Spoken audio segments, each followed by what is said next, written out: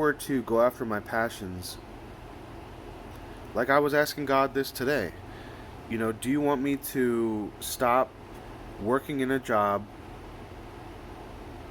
that I hate and just pursue my passions? Or do I try and find work that I do like while I try and discover my passions? So, for instance, let's say I want to be a counselor, right? Um, I think there are certain laws that require that you have like a license or something in order to do that. I've been told point blank that I can't just counsel anybody. I need to. There's certain things I need to do. It's illegal to counsel anybody. You need to pass, you know, an exam and get a license or something. Okay, well, I think I would need to have at least 4 years of education to do that. So 4 years of education. Now I'm putting myself into, you know, well, not necessarily. I wouldn't necessarily be putting myself into debt, but I would be incurring about $100,000. Uh, uh, I would I would now have to pay about $100,000, whatever it is these days. I don't know how much a decent 4 year education is in the higher learning facility, but let's say it's that. Um, do I go after it and try and get an education, and then while I get that education, I learn. I go after something else that might be my passion. I'm sorry, I don't think this is very helpful to anyone who is listening. I I have a problem with being brief and being articulate, so I do apologize, but I still want to kind of get some things out, so I'm going to continue here and try and make something happen out of this video. Um, let's just summarize it and say that you know I don't believe that God is going to take care of me if I pursue my passions. You know, if I yeah, there's so much I can say, but like let's say I quit my job today and I pursue one of my passions. You might say, Theo, that's crazy. You can't do that. You need to have some savings. I'm morally opposed to savings. I I know that sounds crazy, but it's funny. It's funny because if you're a Christian and you know the saying from Jesus, worry not for tomorrow. Look at the crows of the field and see how God takes care of them. How much more will God take care of you? That almost makes me want to cry. But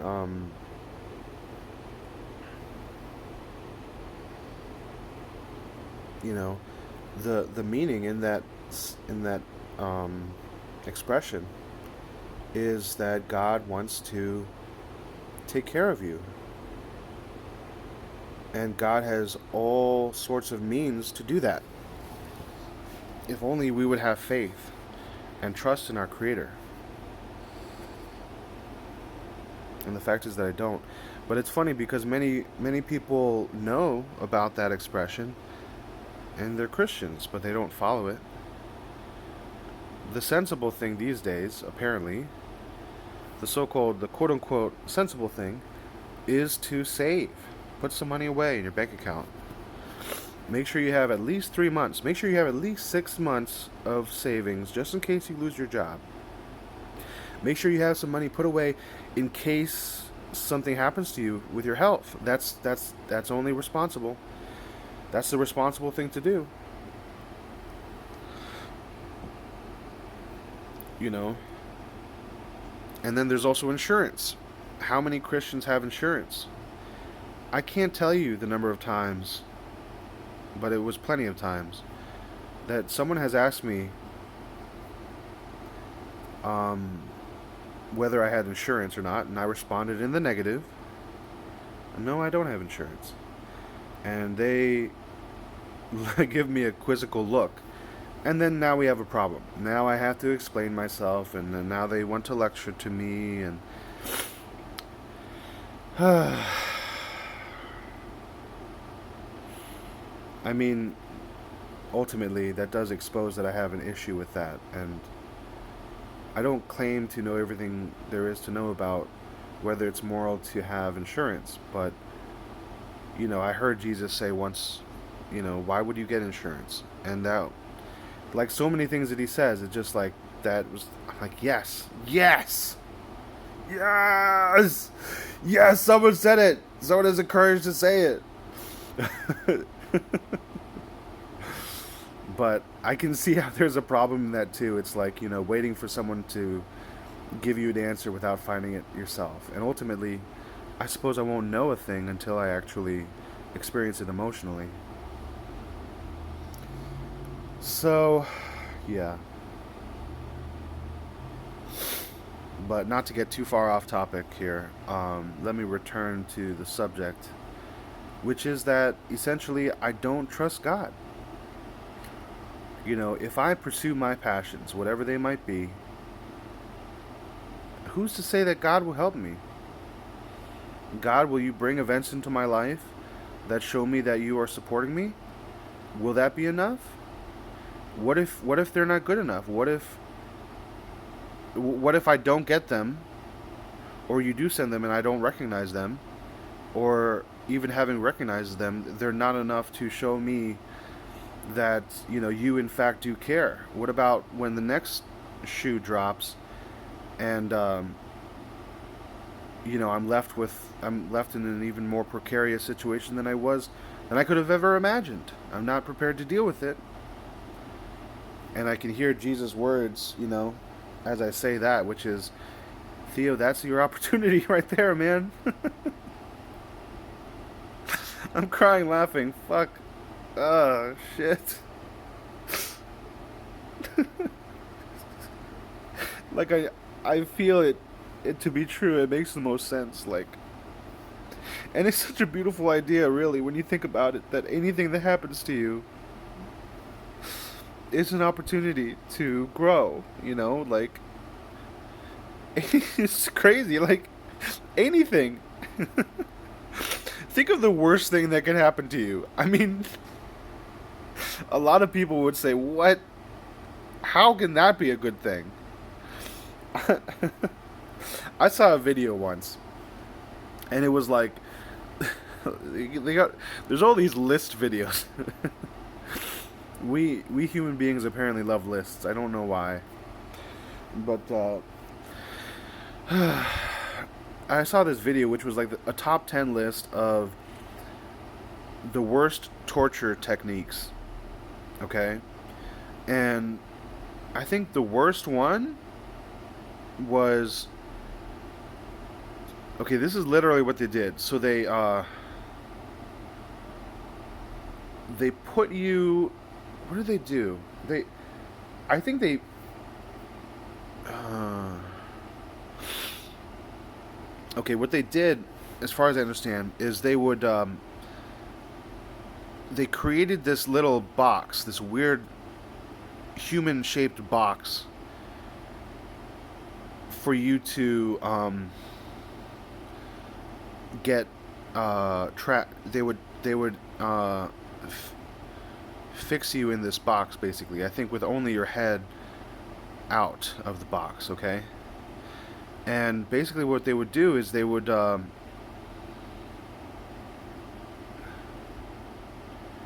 cover you in some kind of sugary substance, maybe honey or something, and they would put these flesh-eating grub into the box to slowly devour your skin and entrails over the course of days. And that was apparently the worst way to go. And for my money, yes, that's pretty damn bad. There's some horrible things that can be done to you, but The idea of being tortured over days, that's pretty horrible. And having pretty profound pain, you know? I mean, the reason why I look at these things, the reason I see scary movies sometimes is because I want to expose that fear that I have. I want to.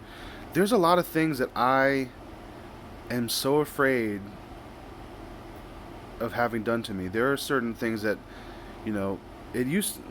The one thing that used to really grind me up is the idea that someone could rape me. Okay?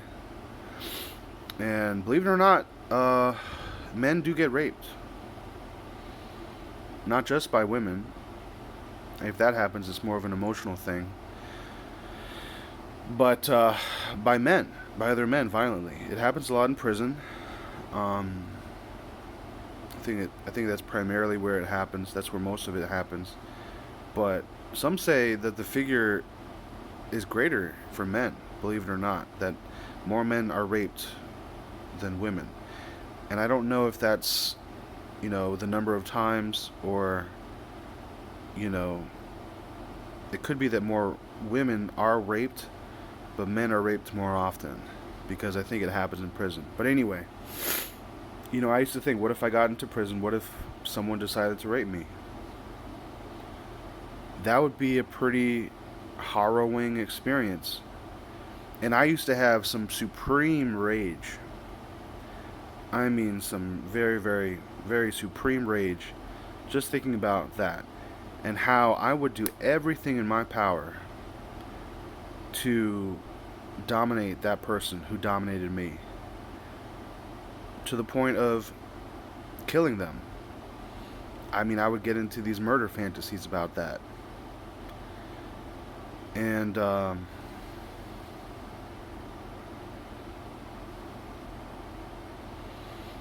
I somehow got over that. And the way that I got through that is by imagining it a lot. I would fantasize it happening a lot. And I know a lot of, I don't think a lot of people who watch my channel are like this, but I think, I mean, there are people out there. There's always that fear that I have.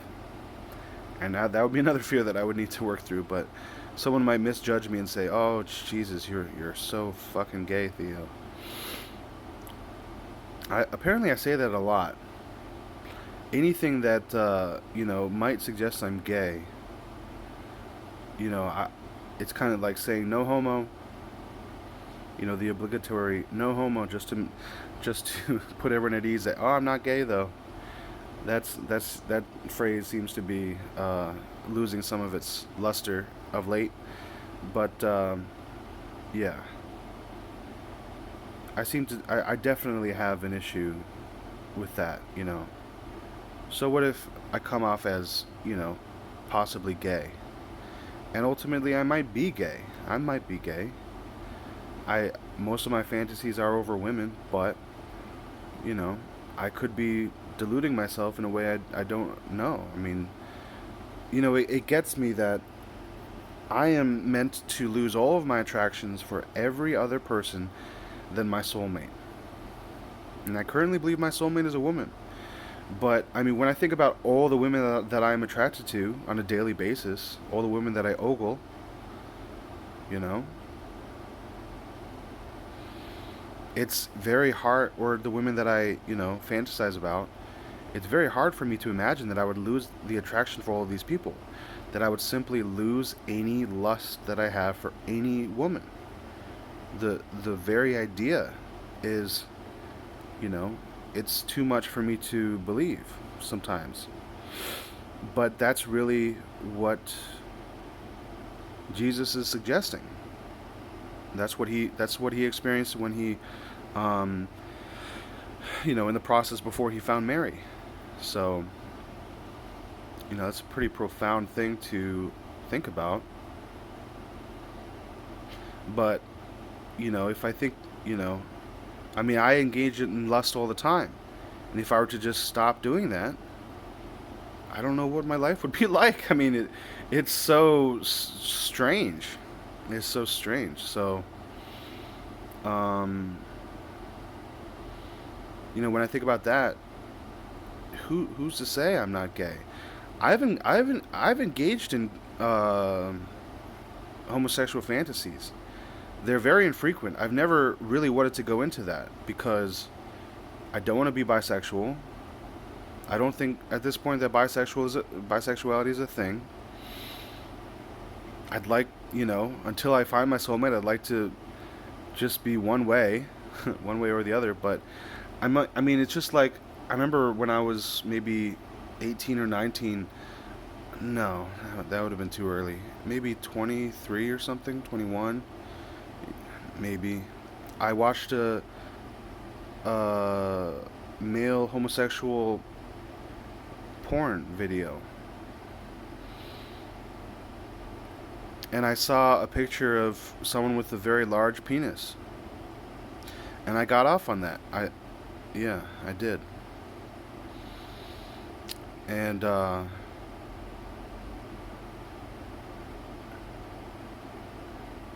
remember watching this woman dominate a man by making him, uh, you know, perform oral sex on another man. The man that she was dominating was her husband, and she was making her perform oral sex on another man. And I got off on that too, but I think that was more over the domination, the fact that a woman was dominating this man. But again, I'm not gonna sit here or lay here is actually what I'm doing. I'm not gonna lay here and attempt to tell you that I fully understand all the spiritual chemicals of my sexuality, everything that goes into my sexuality, because I don't. But anyway, I fantasize about being. Well, I can't say I fantasize about being raped. I imagined, when I think about a fantasy, it's more like something that you want to happen. But for me, it's not that I wanted a rape to happen. I just wanted to think about it so that I could go through my feelings that I have about it. And I did, and I've done that enough to where I actually lost some of my anger. I could almost have I now believe that I can have some compassion for someone who would rape me, and I could see them, for you know the insecurities and the problems that they have without wanting to retaliate, which is definitely new for me. But anyway, if I were to get back on the point, which I might be too far gone to remember, let me just go back all the way down to the points I was making before, and maybe I'll get back on the road here. So what I asked God, why do I have this failure to launch syndrome? And when I search my soul, it comes down to I don't trust God. I don't trust you, God. I don't trust that you would take care of me. I don't trust that I would have the money to survive. I don't trust that I would have a continued drive, even in the face of challenges, which I know will come. I don't have the faith that I can surmount them. I don't know that it's about overcoming or surmounting, but I suppose it's more of going through. With my current understanding, it's about feeling the emotions that are exposed when you know, reach a hurdle. I suppose it's not so much of a hurdle. It's an obstacle of some kind. But whether that's that's what I wanted to say. So this is interesting to me, right? I found it. I got back to what I wanted to say. So yeah,